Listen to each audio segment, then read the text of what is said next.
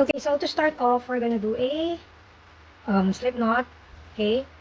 And then if we're gonna do a single crochet foundation chain, we're just gonna chain 2 first, okay? If we're gonna do a double crochet, we're gonna chain 3. If we're gonna do a treble or triple crochet, we're gonna chain 4, okay? For this video, we're gonna do a double crochet foundation chain. Okay? Once you've done your initial chains, we're gonna yarn over or yarn under, whichever you prefer. I actually do a combination of yarn under, yarn over. So if you're yarn over, or yarn under, or like me, combination of the two, it doesn't matter, okay?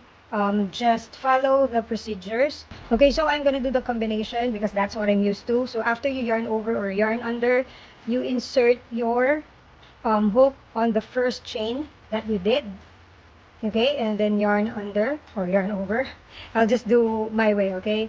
So just do whatever you prefer, okay? So what you will have 3 loops here on your hook, okay? So yarn over now, I'm gonna yarn over, and then go through the first loop only, okay?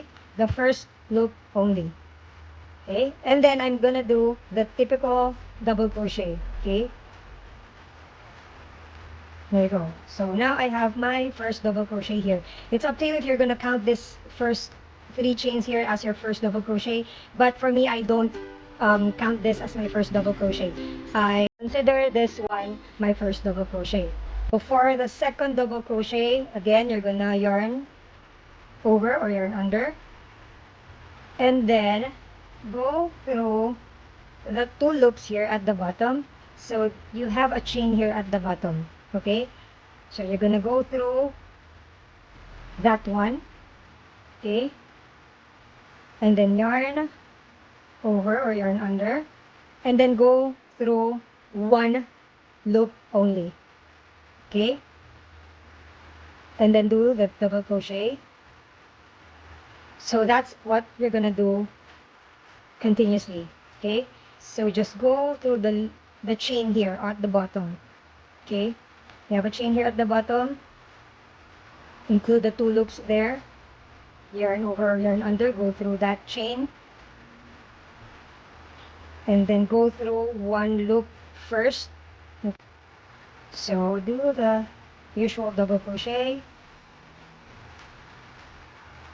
So just continue doing that, okay? Go through 1 loop first before doing your double crochet, okay? Okay, so you just need to do that repeatedly until you reach the number of double crochets that you desire or you want, okay? So what's good about this is that you have your foundation chain at the bottom, at the same time you already have your first row here, okay? So the difference is that, let me show you guys, let me just do several more here, and then I'm gonna compare it to the typical one that we do. Okay, here guys, let me show you the difference, okay? I have made 14 double crochets, not including the first 3 chains that we did here, okay? So this is the typical foundation chain that I did. So I made a foundation chain here. I chained 16 and then did 14 double crochets, okay? So I just skipped 2 loops before I did my double crochet.